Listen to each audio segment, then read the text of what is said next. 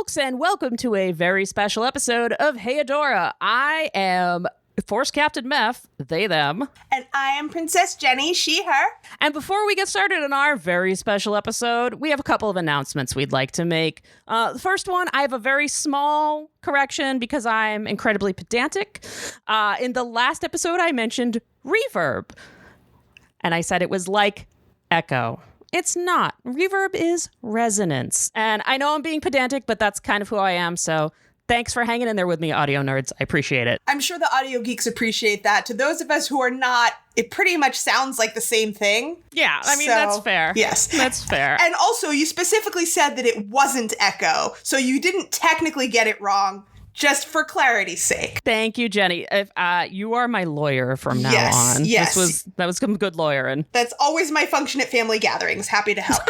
Second thing that we are announcing, while we were on hiatus, we made our first Hey Adora podcast donation because we have been squirreling away 5% of all our Patreon profits since we started our Patreon. And at the end of December, we finally had enough that we said, hey, let's donate.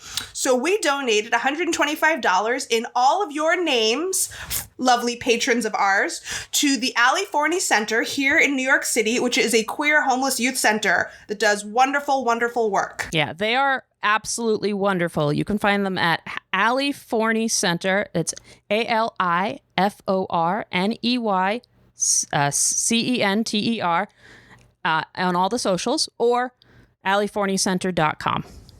Is it .org or .com? Oh shit, it's .org. aliforneycenter.org. I'm sure if you just look up the name without either the .com or the .org, it'll pop up. It'll pop up. Meph and anyway, I both have had various human connections to this place over the years. It's near and dear to our hearts, and we hope it'll be near and dear to yours. And every year we will be donating to a different worthy queer youth org. So if you have one that you know, please send it to us at heyadoracast@gmail.com. We're always looking for ways to help out queer youth. Yes. So Meph, final question. Yes, Jenny. What makes this episode different from all other episodes? Why, Jenny, this episode was recorded live at Flamecon. Live at Flamecon? At Flamecon. What's Flamecon? Why, Flamecon is the world's largest LGBTQ plus Comic Con, and this year, just as it is at every year, it was in New York City, and this was recorded in August 2022. It was so fun. At the Sheraton Hotel in Times Square. Sheraton Hotel That's in Times right. Square. That's right. And who sent in the application and said that we should do it even though we didn't technically meet the requirements? Why, that would be Jenny. That would be me. I was so excited. I was over the moon that they accepted us. They thought we were real hot shit. Even though we had never performed live before, and that was their one requirement, is that everyone who applied had to have performed live. And I said, look, this is our first time, but I think we're pretty cool. And they were like, you know what? You guys rock. Yeah. Come grace us with your presence. So Jenny and I have been massive fans of theirs since they started. We just love them. So. Yes. So I was tragically not able to be there because as top level careful as I always am with the COVIDs and the germs, I got it from my roommate 3 days before. So Meph valiantly found another co-host 3 days before the show. Yeah. As I was on the plane, I got the message. Yes. So tell us about your co-host, Meph. Well, luckily, the co-host was actually a dear friend of mine that I've known for quite a long time who was attending. So his name is TK, and he is from X's for Podcast, which is a Marvel Comics podcast. They do reviews of new comics that come out, mostly mutant comics, mostly X-Men and Daredevil. They also do reviews on games, MCU stuff, all sorts of stuff. Wonderful queer nerds. So you can check them out on Twitter at X's for Podcast, or you can check out their site at xsforpodcast.com. Groovy. And next year, all the queer gods willing, we will both be there. We will both be there, and you will gay scream with both of us. Yes. It was good time. So, Jenny, are you ready to enter the waste? Yes. Let's do it. I couldn't go with you to Flamecon, but I'll go with you to the Crimson Waste. Come with me now. Come with us as we go into the Crimson Waste. This next episode is Once Upon a Time in the Waste, live at Flamecon. Ow! Ow!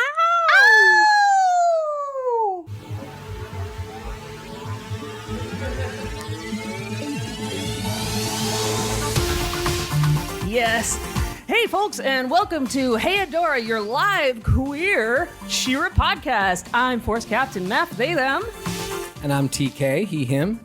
And today we are going to be discussing Once Upon a Time in the Waste. Once Upon a Time in the Waste was written by Josie Campbell, who's storyboard by Jasmine Goggins, Mickey Quinn, and Jessica Zamet, directed by Jen Bennett. Also, you may see that Princess Jenny is not here today. She was chipped. So we're working on that right now. But, you know, instead, we have a very dear friend of mine. This is TK from X's for Podcast. I'm very excited to be here. I usually talk about X-Men all day, so I'm super stoked to be talking about She-Ra. I know, and I'm going to be talking about X-Men all day, too. No, I'm not. And then we'll get Buffy in the mix, you know. We're definitely going to get Buffy in the mix. If you're familiar with the podcast, I'm probably just going to talk about Buffy the whole time. So you want to jump in? Well, I think first we got to talk about spaghetti westerns. I think we do, too. So Once Upon a Time in the Waste is actually a nod to the spaghetti western Once Upon a Time in the West by Sergio Leone. So spaghetti westerns, here's a little mini Professor Smartbrain nugget moment. Spaghetti westerns were westerns that were produced by Italian and other European filmmakers in the mid-1960s. They introduced the United States to Clint Eastwood. And as it sounds like, they are westerns. You may recognize some of the themes as The Good, the Bad, and the Ugly, Once Upon a Time in the West, and what is it, Fistful of Dollars? So yeah. You might know the theme song from The Good, the Bad, and the Ugly. It's the... So that's the spaghetti western. And we get a really good establishing shot of Catra giving her best Clint Eastwood with her serape walking through the desert. Yep, so we have Catra as the man with no name with buzzards circling her, which... I don't think that's ever a good sign. No, I think we have a pretty good idea that we are not in a good place right now. Yeah, emotionally or geographically. Yeah, we're really learning that the Crimson Waste just ain't all it's cracked up to be here. I mean, we just like we end the episode, which I think is a really good bookend, and Josie Campbell really likes to do this. We start and end with a close-up on Catra's eyes and Scorpia in a distant voice. Which I thought was, that's some good storytelling. Am I right? And there's some repeat motifs and like mirroring moments throughout as well. Yeah. So yeah, I mean, it's a beautiful symmetrical episode. I love a good symmetry in storytelling. So we're walking through the Crimson Waste. Catra's like, where the hell are we? Hordak sent us here to die. And of course, sweet baby Scorpia. She's just happy to be there for the ride. Let's get a hand. You move so fast, even on sand. We love sweet baby Scorpia here. She follows her crush to certain doom, and that's my first gayest moment, in fact. Like, I'm just gonna go to the desert to die with my crush. That's not gay at all. Who hasn't done that? And spend the whole time complimenting her. I know, so sweet. We love you, sweet baby Scorpia. Never change. So, once again, we have Grumpy Catra, not in the best place, is doing, one of my favorite kind of tropes, which is the, I'm grumpy, I'm not noticing anything. What's that? And notices the giant carcass, which looks like a Burning Man structure. Did you notice that there's like laundry hanging off of it? I did. I mean, originally I was referring to it as a bar, but it's also kind of like a gang hangout. Yeah. I also get like queer biker bar vibes from it. We were talking about maybe there's like some furry but scalies and furries, and all of our favorite. It's a niche location. It's a niche location. So we get Catra noticing it. Oh, must be abandoned. Of course, Scorpia, as we've learned throughout the entire series, that perhaps maybe going to Force Captain orientation wasn't the greatest idea, because Catra didn't go as second in command. Scorpia did, and was totally wrong because, as we've learned, it's not empty at all. It's another, and it's another nod to the cantina from Star Wars. That's a big motif. Whenever they go to like the bad guy spots, it's always like the That's cantina. A very spaghetti western thing too. You walk into you're the man who comes into town who walks into the bar. And Yep, and everybody turns around. And so we have And one of the things that I really like about this is when we walk in, we hear a very kind of spaghetti western kind of guitar drag with the blah. So we're, establishing the theme that this is deeply influenced by that genre. And then we have, the bar patrons, they're a bunch of roughs. And it's really funny, though, to contrast with the previous episode where, like, Catra doesn't care at all. Catra's not the least bit scared. Yeah. Catra doesn't care about any of these people. Yeah. And the threat that they are meant to give off is just completely mitigated by her does not give a fuckery. No, she definitely does not give a fuck at all. And she's like, oh man, what am I going to do? Get sent to the Crimson Waste to die? Like, no, she's already there. She's like, you know what? There's like that big don't give a fuck energy. It's like when everything already turns to shit, you just go, you know what? Fine, whatever. I'm just gonna, gonna let go. And that's kind of what Catra does here. And God bless Scorpia for really still having that optimism that like things could somehow get worse. Like I love my friend. I want to look out for her. And Catra's just like, things literally can't get worse. You can stop looking out for me. We are in the worst possible position we could be in. Yeah, and just when you think things possibly couldn't get worse, of course, Catra gets accosted. But first, before she gets accosted, she hears a little, have you ever seen that? I've ever seen that boy and his sparkly friend again. And Catra was like, huh? Sparkly friend? Blonde, you say? That She-Ra character? And then Catra's like, okay, fine. Where did they go? Suddenly she has something to lose again. Yeah, exactly. She's like, oh, wait, Adora? Adora. Come on, Catra. We all know, right? We know. And Scorpia's like, yeah, Adora. Hey, maybe we not think about Adora right now. Aren't we in a great place? Just you and me hanging out in the desert. Isn't this awesome? When's Catra not thinking about Adora, right? Never. So Catra, who is phenomenal at justification, is like, if Adora's here, they're probably looking for the same thing. Yeah, good job, Catra. And I mean, from a self-referential standpoint, fair. Sure, but on the other hand, we know there's a little bit of an excuse in there. Yeah, it's like, how do I get to see Adora and fight her? She's on a very different kind of hunt. Yeah, exactly. So of course, we have Catra just being like, what's going on? And then we have somebody trying to, there are only 2 rules in the Crimson Waste. 1, the strong make the rules. And then we have Catra going into her Faith Lehane moment. So, do we want to give a little background on who Faith Lehane is? I think I'm going to let you go and I will add color commentary. Sounds good. So if you are unfamiliar with our podcast or with Buffy the Vampire Slayer, we talk about Buffy the Vampire Slayer all the time on our podcast because we're big Buffy nerds.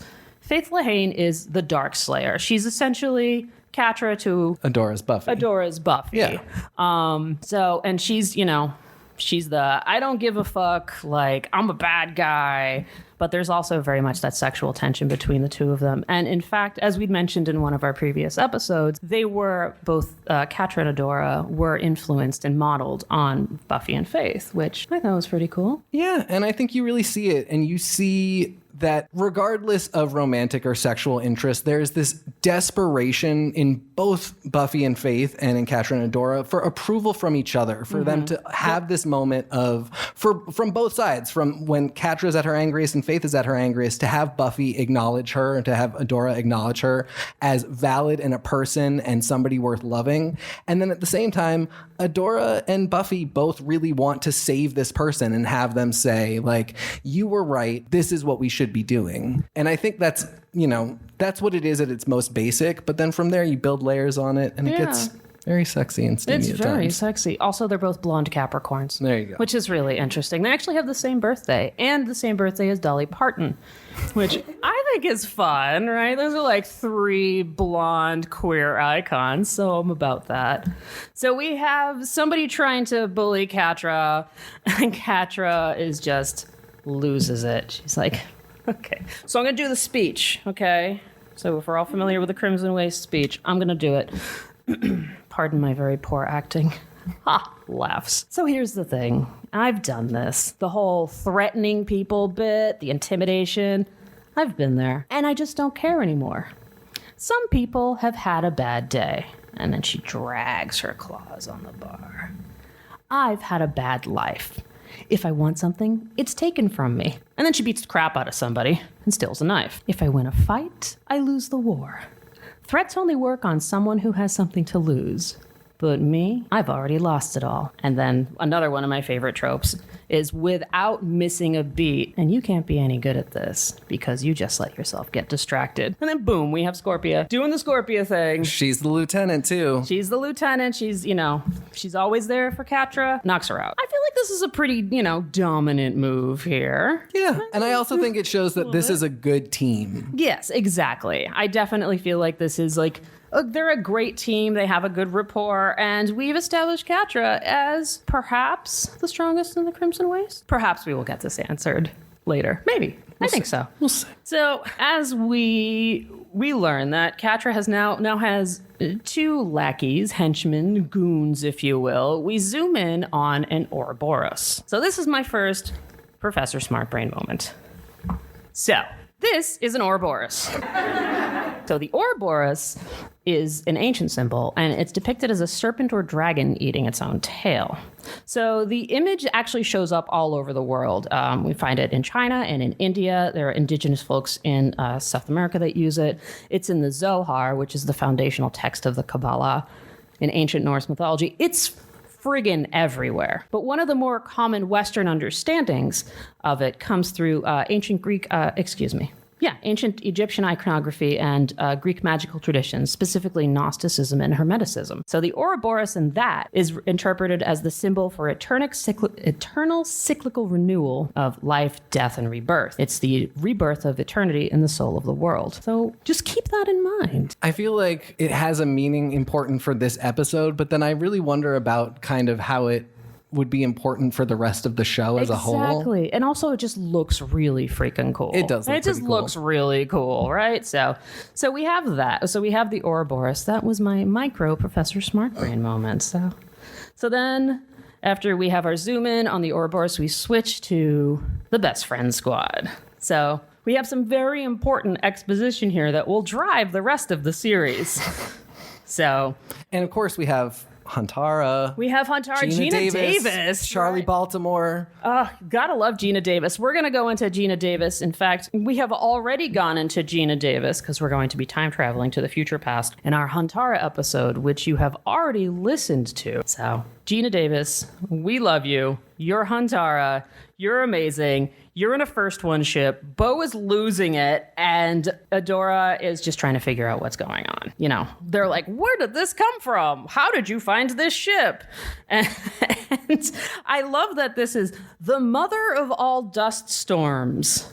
It's like 1,000-year dust storm. It just happens to have showed up like when we find Adora. Very convenient. Just very convenient dust storm. We might have needed this plot to move along. Yeah, so climate change in Etheria is a real thing. And we learned that it's kind of a little picked over. There are some toughs here in the Crimson Waste. So they took everything they needed. And I love that Gina Davis is just so like, of course it's empty. Yeah, nothing was bolted down.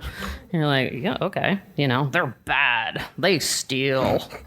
They're grouchy. But she still has a code of honor. And that's why she's here. They do. It's for the toughest. Yeah. Who is the toughest in the Crimson Waste? We're going to learn. Well, I think Huntara thinks it's She-Ra. I think Huntara is. And then, I think so.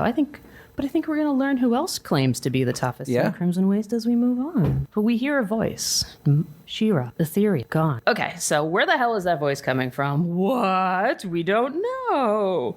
And, once again, we have, kind of the motif that we have kind of going through the show where all Adora has to do is look at the floor and it matches her weapon. Oh, it's my shield. I'll just open it with this special code. So then we have the door opening up that mysteriously looks like She-Ra. Who would have thunk that? I mean, I do appreciate, though, that she has a line being like, the room we're in is really small and the ship is gigantic. Yeah. There has to be more. Good job, Adora. We love you. And then so some bats, some screeching, some of my favorite tropes. The door opens, and then we go back to Catra in a leather jacket. This episode is really important for a couple of reasons. One, Catra in a leather jacket. Two, Catra in a leather jacket. We have Catra in a leather jacket. There is Catra in a leather jacket. That is an important thing to keep in mind. I guess there's some character stuff that happens and some plot, but one more thing. Catra with a whip. There's a whip in the mix. And a leather jacket. So we have Catra in a leather jacket. I just got stuck there. It's foundational. It is foundational. It's a really foundational part of the text that Catra has a leather jacket. It's really second only to Catra in a suit. Exactly. So Catra in a suit. I kind of want to see a show of hands here. Catra in a suit versus Catra in a leather jacket. All right. I know, this is a hard question, right? So let's see for Catra in a suit. Okay. Very formal taste. I appreciate it. Yeah. Catra in a leather jacket. Okay, we're learning a lot about everything. Keeping it casual and badass. All right. Now here's my favorite. Ready? Catra in both. Yeah, exactly. There we go. I'm about that, right? So we have Catra in a leather jacket walking around with some goons. She's got henchmen now. She decides one of them is Kyle, and one of them gets petrified. Okay, so here's another fun aside. So I went on an epic road trip this year. I saw all of America. What a weird place, right? I drove from coast to coast to down and everywhere. And we drove through the petrified forest in Arizona. Has anyone been there? Okay, so it's not like cool giant trees. It's freaking it looks like the Crimson Waste. It's rocks on the ground. And you're like, oh, cool, rocks on the ground. They were trees once and now they're rocks. This is the Crimson Waste. My favorite part of this is there was a letter there in the visitor center that a kid, one of the big things is do not take the petrified wood. I'm like, okay, cool. We won't take, people obviously take the petrified wood because people are dicks. So we have a letter there from a kid who took a piece of petrified wood. And in this letter, the kid mentions that, quote, he had his bike stolen. His feet got blisters as big as his hand. His side hurts, which he posited may indeed be a hernia. Keep in mind, the handwriting on this looks like a 7-year-old wrote it. So the 7-year-old has a hernia. And the worst of all, him and his girlfriend are about to break up. So the coolest thing, I know, poor kid, right? So the coolest thing that I learned about the petrified forest is that it's cursed. So don't steal cursed wood. That's turned into rocks. And here, you probably shouldn't bump into it either. You probably shouldn't bump into things that petrify you either, because then girl Kyle has to drag you along while Scorpia is just being all happy and Catra's just yelling at you. So I do think it's super cute that she has to carry the other henchman Papoose style. I love them. And I also just love that, because this is the henchman that keeps, or henchwoman, because they're both women. They're both identified as women in the show. That because this is the one that keeps getting paralyzed and petrified and screwing up, Catra just names her Kyle. Because, seriously, Kyle, this is the screw up one, right? So... And then we have some really lovely Scorptra moments. I always have a hard time getting that one out of the mouth. Scorptra. It's like a friendship. Not a ship. It's like a friendship. Yeah, that right now Scorpia has a crush on Catra. Yeah. But you also know that for a lot of reasons, not the least of which being that we're rooting for Catra and Adora, there's also just Catra's a little too toxic to Scorpia for us to be like, yeah, girl, keep going for it. But you can get I just want this cool person to think I'm cool. And you kind of think that's a crush, but it's not really a crush. You just really want a best friend. Yeah, it's they want to I feel like Scorpia wants to have a really good snuggle, Hey, buddy, why don't we just have a great snuggle here? Just hang out. Go for a hike in the desert. Yeah, we can play some board games. You want to play Catan? I'm pretty good at Catan. If you happen to find another matching jacket later, I would wear it. Yeah, we can be pals. Best friend squad. Jackets. Yeah, it'll be great. And, Scorpia's having a good time and is like, hey, this is fun. And we finally see for the first time since the first episode, Catra smiling, which melts my heart because sweet baby Catra, you need more smiling. But of course, she can't, she's got to be tough. So Scorpia catches her, and we have one of my favorite shots, which is the kawaii Scorpia with the huge eyes, big eyes, all of the stars, the little, the claws get all soft, and it's lovely. And this is another great line where, of course, Catra's like, stop it, shut up, stop, I take everything back. And Catra's blushing. He's like, you're doing that thing where it's obvious with your face, where it's obvious what you're thinking. Scorpia's like, smiling? Like, yeah, good job.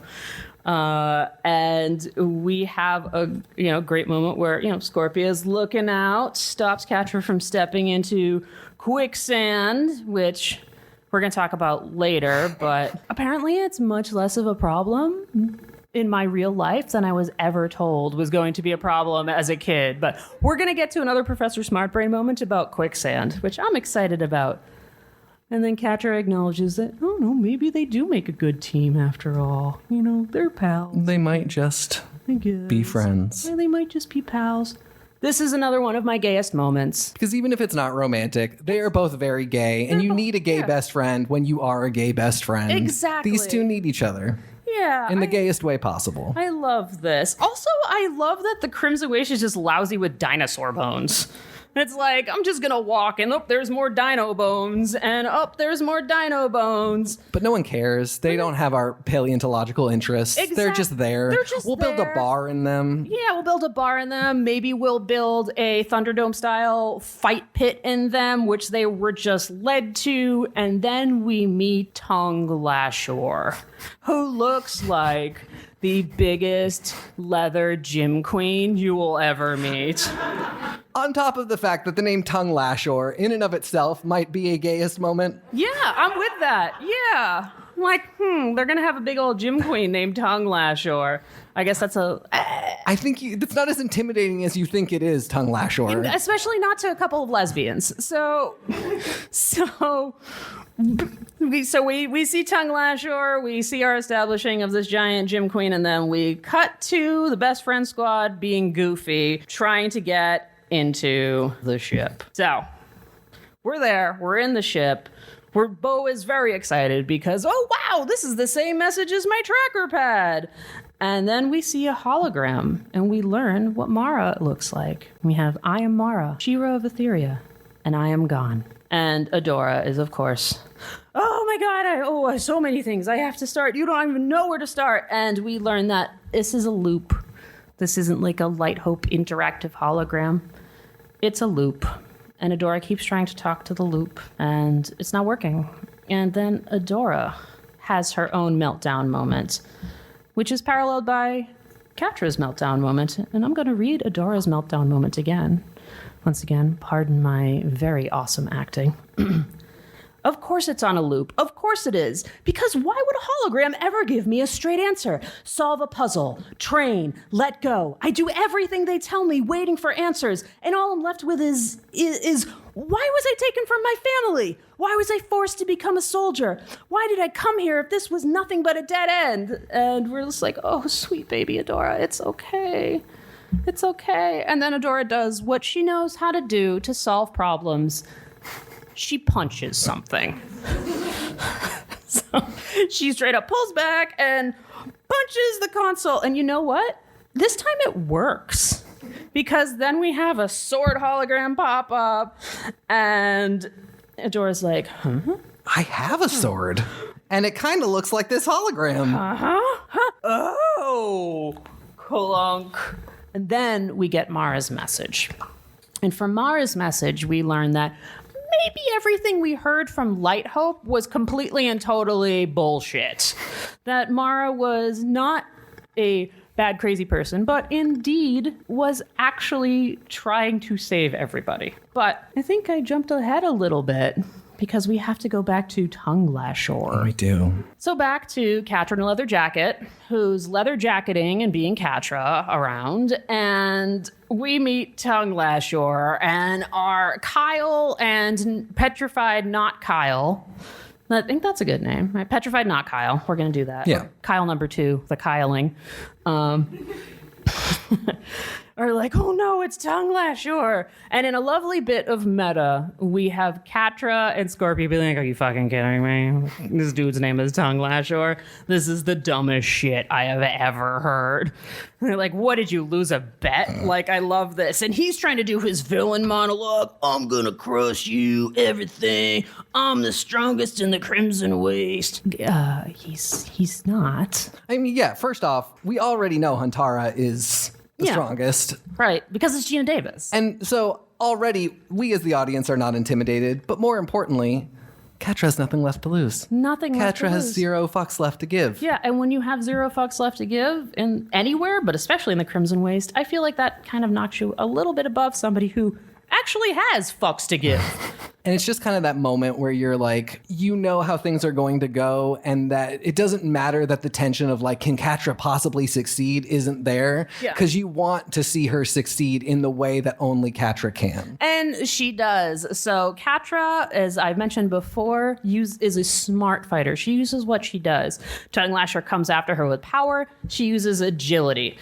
And we have... he grabs her and hangs her upside down, and she does what she knows how to do. She throws sand in his eyes and kicks him in the face, which is badass, right? And then leads him to quicksand, but not after acquiring a whip. So, Catra with a whip. And a leather jacket. And a leather jacket. Catra with a whip and a leather jacket. Catra with a whip and a leather jacket. We're going to file that one for a moment. We're just going to keep that back there. So I'm going to go to... First of all, Catra and Scorpio are trying to figure out how one uses a whip, because Catra doesn't use one, and Scorpio's like, well, there has to be a catchphrase, obviously, like whip. And Catra's like, that's totally stupid. And it's exactly the thing that Tongue Lashor does. Whip. He sucks.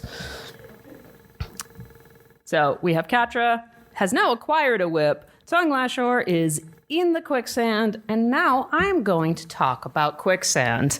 Why? Because it's quicksand. Okay, so we all know what quicksand is, but it is a non-Newtonian fluid, right, that is made of like silt or sand or, any fine type of earth that is hypersaturated. So when you step in quicksand, you sink. But here's some fun things. One, the force that you requires to pull even like your foot out of quicksand, just like jank it up, is insane. So if I get my foot stuck in quicksand, just trying to pull it out, I need to exert the same amount of force that I would have to use to pull a car. Think about that for a second. When they pull people out of quicksand in movies with just a yank, that ain't how quicksand works. You need to like tie someone to the back of a truck to do it, and even then you might lose a foot. So that's horrible. I think that's horrible. Number 2, it is impossible for a human to entirely sink into quicksand. You cannot drown in quicksand. You can get stuck in quicksand about up to your waist or so, and then that really sucks because then you're exposed to the elements and you can die from exposure or, bugs or, I don't know, Tongue Lashor or something. But you can't actually... Dehydration and Tongue Lashor, I think, are the two biggest threats to anybody. The two biggest threats, yeah. But you can't actually drown in quicksand. And just another nice little quick nugget, and this one is really fun. So, and I'm just going to quote this directly. According to a 2010 article by Slate, this gimmick has its heyday in the 1960s, the gimmick being, of course, people getting stuck in quicksand, where almost 3% of all films showed characters sinking in clay, mud, or sand. 3% of films. And like a lot of cartoons. Looney Tunes. I feel like that's a really regular motif. It was in Blazing Saddles. That was the first one that I thought of. So when you're growing up, you think that there are 3 things that are going to be like really bad for you, things that you're going to encounter when you're an adult. Getting stuck in quicksand, right? Getting stuck in an elevator, right? And getting shot into outer space. Okay, that one is mine. Getting lost in outer space. Mine was having an anvil fall on me. Oh, yeah. The anvil? Real concern. Yeah, I mean, I guess getting like, outsmarted by a coyote was that was like lower. That was like 4 and 5. I mean, I was concerned, but I always thought I had the smarts to fight back a little bit. Oh, yeah, no, I don't have any like depth perception, so I would be like, it's a hole. Punk. So anyway, we have that. So, tongue lasher is stuck. And then we finally ask the question, and I'm going to go back from the ready. Who's the strongest in the Crimson Waste? Catra, Catra, Catra, Catra. Catra. Yes, so we definitely learned that Catra is indeed the strongest in the Crimson Waste. Although I really still have to point out, Huntara is still around. She just went to help some friends. I think I would really like to see that showdown. I think that the fact that they haven't seen Huntara for like a day and they're already like, she's gone. She's gone. She's done. Yeah. The entire hierarchy that we've established is out the door. It's like they have no object permanence in the Crimson Waste. They're like, where'd Huntara go? I don't know. I haven't seen her in 12 hours. Well, obviously she's not strong or here anymore. But it's to Catra's benefit, so we're here for it. One of my favorite parts about this is a really soft, quick moment. And it's one of my favorite parts from the storyboard is that how many people here have cats? Yay. I have 2. They're awesome. One is Charles Xavier Metallica. The other is Olive Willow Ketchup. This is what happens when you let me name a cat. And when a cat trusts you and a cat is really happy, it will give you the slow blinkies where it looks at you and it slow blinks. And you know that it trusts you and it's happy. And we have Catra turning around and doing this to Scorpia. And it's such a small, sweet moment. And I really love it because it's so subtle. And then tosses a vest, kind of like this one. To Scorpia, who just is so happy. And they have matching jackets now. Oh, that's so cool. They're on like a team together. I mean, they were on a team together before. They were like force captains in the Horde, but this is different. This is just them. And really, for Scorpia, I think she thinks this is the moment where it actually is going to be just them. I know. Oh, sweet baby Scorpia. And I have this also as... This is definitely a gayest moment. This is a gayest moment. Yeah, I have this. And then we go back to Mara's ship, and Mara's talking about how, I don't know what they told you, but they lied. It wasn't all bad at first. We were the first ones to settle Etheria, to really study this planet's magic. And I'm like, except for the people that already fucking lived there. Okay, but, colonialism is a major theme throughout the show, and we get way more into it in season 4 and season 5 as well.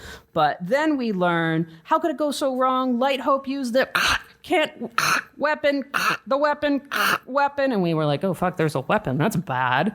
That is bad news bears. And so Adora is like still trying to talk to the hologram. Like, I love her, but it's not going to work. Through sheer force of will, one day she is going to get an inanimate object to speak back to her. I mean, if Adora does anything, it's through sheer force of will. This is an Adora thing. And then we have Mara telling them that, telling whoever is listening in the future in the void that she was the one that put Etheria in Despondos, the empty portal pocket dimension thing. The world building is interesting in this show. And she didn't want to be a hero. And she doesn't think she knows she's not going to be remembered as one. And that's also kind of a running theme through the show, is what it means to be a hero and what, self-sacrifice is self-sacrifice a heroic act. And of course, we learn that the really only heroic act in the universe is making out with your girlfriend at the end of the world, which queer love saves the universe. Obviously. So we have, this is a big deal. And then we learn from Mara that the sword is the administrator key to our planet. And then you can activate a portal with the sword, which I feel like that's big news. Yeah. It's not just like, a giant phallic object. It's a game-changing system administrator access code. Which is great. We have many of those in this show. And then, we have an alarm going off, and then boom, Mara crashes. The ship powers down, and we have another one of my favorite tropes. I love tropes. Just makes storytelling so much easier. A lot of people are like, oh, that's totally a trope. Obviously, it's bad. And it's like, no, there's a reason we utilize tropes as storytelling, because it's a familiar language that we can use. And it's fun to subvert tropes, but it's also just fun to use them. And this one is a really fun one to use, which is the villainous off-camera clapping. So we just hear the slow clap of villainry.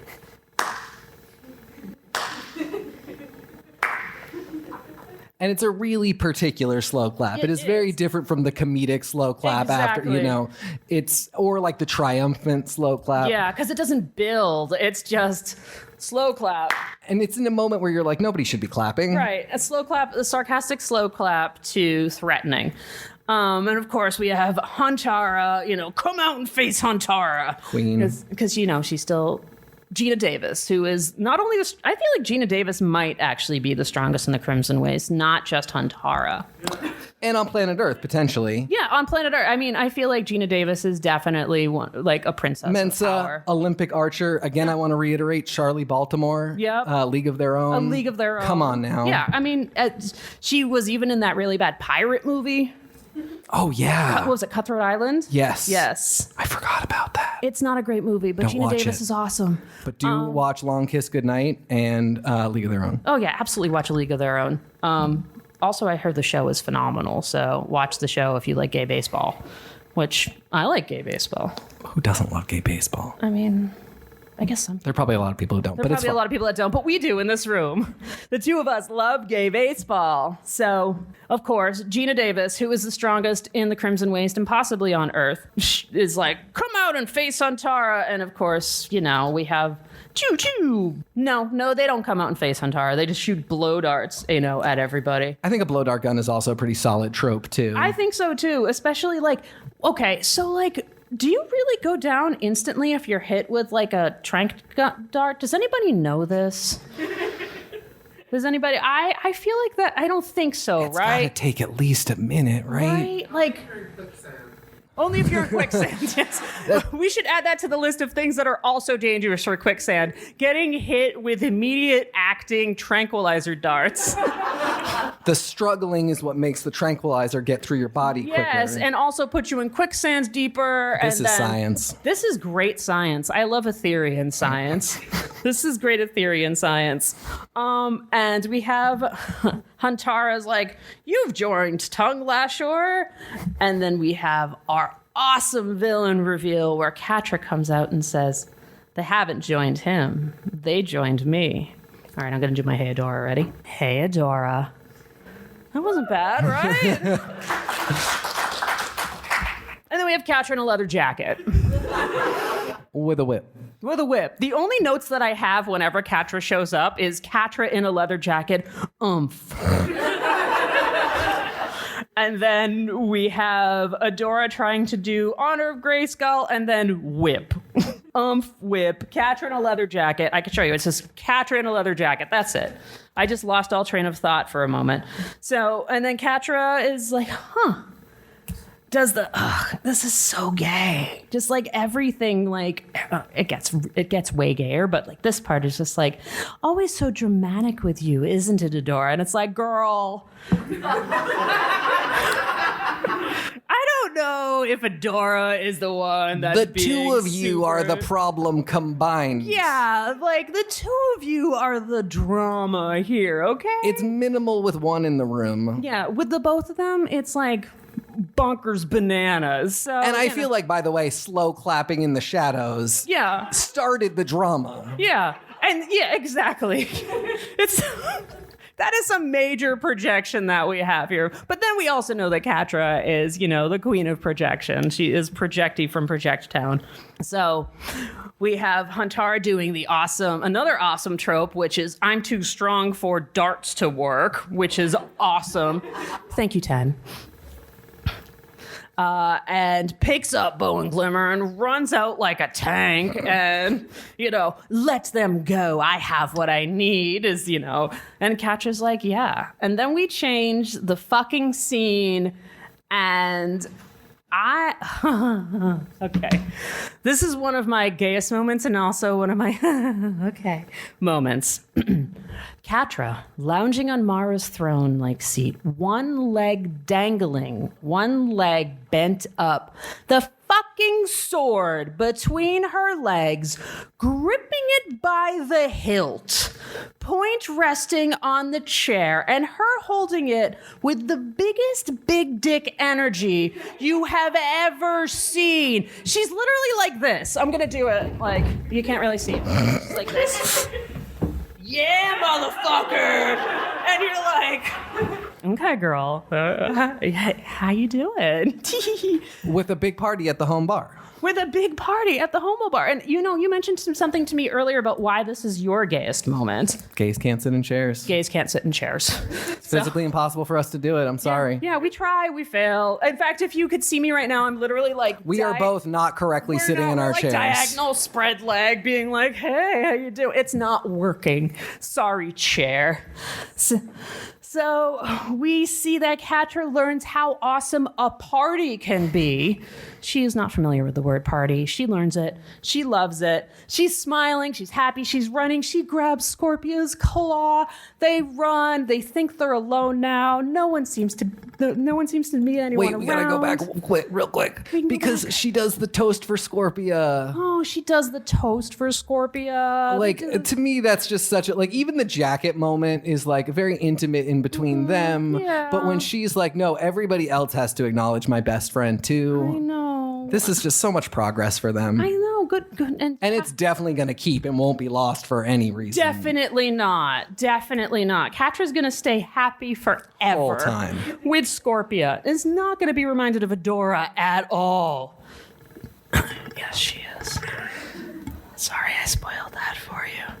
So Catra is like, I'm so happy. I got all this stuff. I can't wait to take the administrator key to the planet to open a portal to the Fright Zone and show Hordak. And Scorpia's like, why? We can stay here together forever. Look how nice the sun is on my exoskeleton. You don't have to remember any of that stuff. Forget Hordak. Forget Adora. And then Catra goes, what? No, I could never do that. But of course, she has to prove her. Also, I guess she has to prove herself to everybody else. And, if anybody has been in this situation, which is, kind of backtrack. One of the things that I love about the show is how realistically it depicts people that have, gone through abusive spaces in their life and trauma and, toxic relationships and stuff. And if you've ever been in this place, you do know that you have to be at the point where you can leave a toxic space. And Catra's not there yet. And Scorpia doesn't kind of get that yet. She's like, we can just leave and be happy. And Catra can't do that yet. She has to get there on her own. And that's not easy to do, but she does it. Which, I think is great. That was my deep, heartfelt moment for that. Because, if we've learned anything as queer people is that we get to sit and process our trauma together. And it's a really great thing. So, also, she's never, like I said, she can't forget Adora. Oh, of course not. So, she has to go up and check on the prisoner. Okay, so this is my gayest moment. And this is a gay-ass moment. This is also probably one of the kinkiest moments in the entire show. And this show has a lot of bondage, in case you haven't watched this or figured this out. And this is a person in a vinyl jacket telling you this. So, the gayest moment of gay that has ever gayed in the gays is we have leather top Catra rolling in there in her leather fucking jacket, strolling in with her whip. Adora is tied on her knees, hands back to a pole or like a stalactite that's on a ship. Do we know what that's about? No, but she's tied to it. Arms back on her knees. Like, guys, come on. And Catra saunters in and is like, well, hello to you too. And of course we have Adora being all struggly. You can't do this because it's wrong. And then we have, well, what can't I do? And then we have some exposition, I guess, about Hordax trying to open a portal, whatever. There's a whole bunch of army. Adora is tied up on her knees with her hands behind her back. And Catra is leather topping. Thank you, 5. We actually timed this perfectly. Yeah, I know. It's great. It's because I'm just like speed running it. I'm like, let's do this. Let's do this. So just a quick thing. Normally when Jenny and I record, we record for 2 hours and it's just like, oh my God, gab, gab, gab. And then when we learned that we had 50 minutes, we kind of freaked out. We're like, oh no, we have to talk about this in 50 minutes? Okay. So, and then Jenny turned into TK and, the rest is history. My magical girl transformation. Yeah. Oh, I love that. So we learned that Adora has now informed Catra that, perhaps there's more Horde army and maybe that's not such a great idea. And, Catra's like, how do you know that there's going to be a portal opened? And Adora says, Shadow Weaver told me. Well, that's not great for Catra. Shadow Weaver is in Bright Moon. Catra did not know this. And so Catra then pulls Adora in by the lapel and pulls her in and looks at her straight in the eye. And we have Adora tied up like this. And then we have Catra holding her. And it's like an iconic shot. And I know that this is like such an important psychological moment between the two of them. But it's so gay, guys. It's so gay. So we have this really intense psychological, really incredible homosexual moment between the two of them. And Catra snaps. Shadow Weaver left me for you. All of this happened because of you. Shadow Weaver left because of you. You are better than me. And then Catra snaps. And Catra disassociates. And as I'd mentioned before, this is one of the more powerful depictions of dissociation I've seen on screen, definitely in a cartoon, where you have a close-up of her eyes and then everything blanks out. Like she blanks out, the audio blanks out, you can't hear it until Scorpia tries to bring her back. And it's like this like fade in, ring in when Scorpia's like, hey there, buddy. And you can tell that Catra's kind of back, but she's still like deeply, deeply wounded. The moment broke her. The moment broke her. And then Scorpia, who loves her so much, doesn't know what has happened, doesn't know that this has happened. So she's not seeing like, she thinks she's just distracted. She's not seeing like, I need to give this person help. And Catra, looking up, tears in her eyes, can't focus on anything else, says, we're going back. We're going back to open a portal. And we are going to crush them all. Dun, dun, dun. Oh. See, the thing about this show is that we have these awesome, like, the mix of, like, pathos and humor. We have these really awesome episodes where everything's like, hooray, yay, good. And then they end with this, like, like Princess Prom. Who doesn't love Princess Prom? Let's give a yay for Princess Prom. Yay! Right? It's all like, yay! Oh, this is like a Jane Austen book. Oh, this is like an 80s movie. Oh, everybody loves each other. Oh my God, are they going to kiss twice? Oh, Adora's left there hanging on a cliff. I love this show. Well, it looks like we have about 30 seconds left. So I would like to thank TK here. Thank you so much for having me. Thank you so much. Such a nice change of pace to talk about She-Ra for a little while. Yeah, why don't you plug? Please listen to me on X's for Podcast. You can find us on xsforpodcast.com or whatever podcatcher you use. We do Mondays, Wednesdays, Fridays. We talk about current X books, previous X books, all kinds of Marvel stuff. We'd love to have you listen to us. And if you need to know where you need to find us, we are Hey Adora. You can email us at heyadoracast@gmail.com. You can find us on Spotify, Apple Podcast, Google Play, anywhere you get your podcasts. And you can also find any of our things, including my country-themed playlist for this at Heodora.gay.